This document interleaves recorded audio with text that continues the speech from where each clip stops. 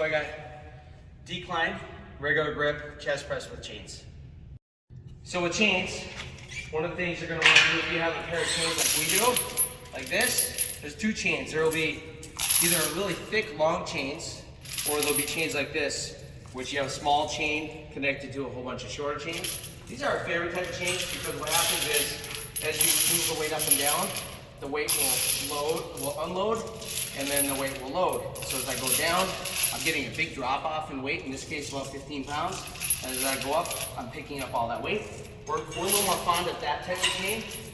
So what you want to do is you want to hang it up on the bar in such a way, and again, you could do multiple pairs of chains. You could go one chain, two chains, three chains. We have heavier chains here too. But you want to hang it in a certain distance so you do your press, whether it's incline, decline, or flat, the chain is going to fully unload in the bottom, and the chain, and as you press up and lock out, you still have a little bit of chain on the floor, so it's not swaying around. However, if you like that technique of the instability, you can also do it where the chains are free. That's another technique. So for here, you'll see the chain is still touching the ground, and then the bottom, it should fully unload, and then I'll work, press it up. So when you're doing decline bench, this technique is going to apply for all your bars, decline bars, and this technique is going to apply for your grips and whether or not you're doing quarters.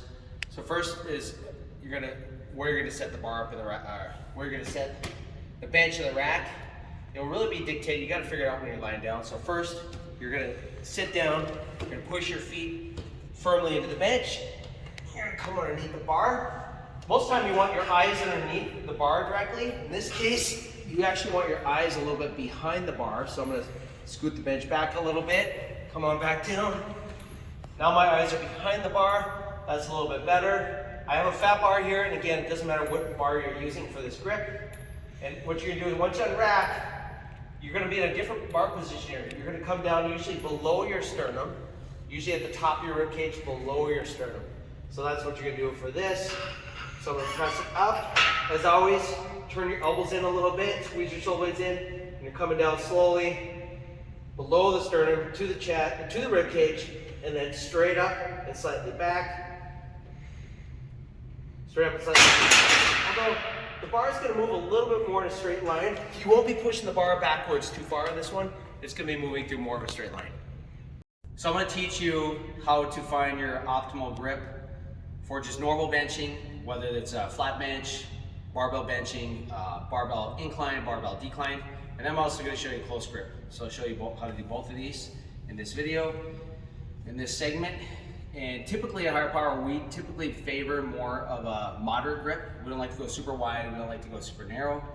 The reason is when you do wide grip benching, you tend to put a lot more force in your shoulder, about 1.5 times the force. And one of the things we know is that world-class bench press, athletes, power lifters, these guys tend to be able to lift for a long time very heavy weight. They tend to favor more of a narrow grip. So we tend to do a little bit more of a narrow grip. So to find just your optimal grip, what you do is you go just stand shoulder width, feet a little narrower than shoulder width, bring your thumb to your thigh, and then just kind of come straight up. That's going to be about right for most people. Now you can come in a little bit narrower, you can come out a little bit wider, but this is going to be here, and then we'll adjust it from there. It'd be for your classic grip. So now I'm going to go ahead and lie down, and we'll show you from a different angle. So now here's about my width from my thighs. I'm just going to go ahead and go down. And I actually like to go just a little narrower from there. So for me, what I like to do is I like my first knuckle to line up with the bar right there, and then wrap the thumb. And that's one technique. There is another technique you can do too.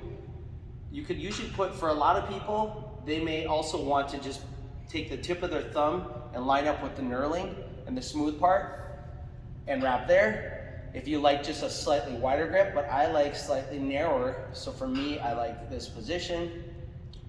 Now for a close grip, typically for most people, we teach 1 finger in or 2 finger in on the smooth. So that's how you do close grip.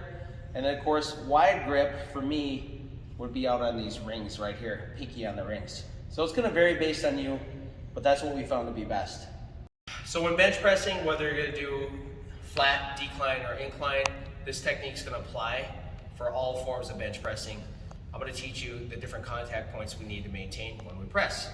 So first off is we're going to sit down on the bench and we're going to lie back. And what you want to do is you want to get your eyes underneath the bar. That's the first thing. So I'm going to get the eyes right underneath the bar. And then from there, I'm going to bend my knees a little bit. You don't want your feet out here. You don't want to be super bent where you're on your toes, although a lot of powerlifters will do it. We want our feet firmly on the ground, but we do want a little bit of knee bend. So right there, I have a pretty good knee bend. So that's a good position for me. That's going to give me more solid base of support to press off of. Then from there, I'm going to pop up my chest. I always want to keep my head down and my butt down. So I have my feet down, that's contact 1 and 2, butt down, contact 3, shoulders down, and head down, okay? Now, next thing I'm going to do is I'm going to squeeze my shoulder blades together, really, really tight. That's really important that you always keep your shoulder blades anchored.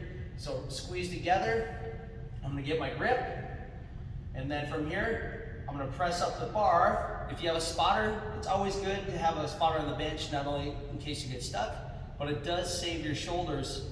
If you're always unracking on your own, it's a little bit harder on your shoulders over time. So first thing I'm going to do is I'm going to press up, straight, bring the bars straight forwards. I'm going to turn my elbows in a little bit, and then I'm slowly going to come down either to the chest, or the biggest thing is range of motion. We always want a pain-free range of motion. Ideally, we're coming down to that chest, but if you're having a lot of pain, then you should use a range of motion that would be different for you. Maybe you would put a towel on your chest, or a board, or you would just simply stop. We want maximum pain-free range of motion. And another thing too, as far as with this grip, I always want, when I press, you don't want your elbows flaring out with any type of grip, okay? Whether you're super wide or narrow, you always want your elbows turned in a little bit. As you press, your elbows are turned in as opposed to being up here. If your elbows come above your 90 degrees, you're gonna have a lot of pain in your shoulder. You're gonna create shoulder problems in your shoulder. So keep your elbows down, below your shoulder, ideally somewhere between a 45 and 60 degree angle. One thing we should talk about is bar path too.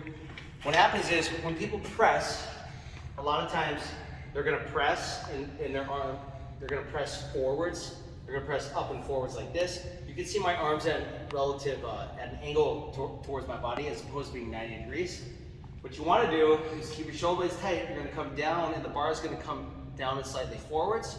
And then as you press, you're gonna press the bar up and slightly back. Down and slightly forwards, up and slightly back. But as you're pressing, your forearms should be vertical at all times. So what you wanna avoid is, avoid pressing forwards like that. Forwards like that. That's really hard on the shoulders and you have no leverage. Instead, keep your elbows under the bar at all times. Press up and slightly back, down and slightly forwards. And what you're doing is you're literally approaching, in the flat press, you're going to be approaching your sternum. So you're always controlling down and your target is right around the sternum or right around the line of the nipples, slightly below.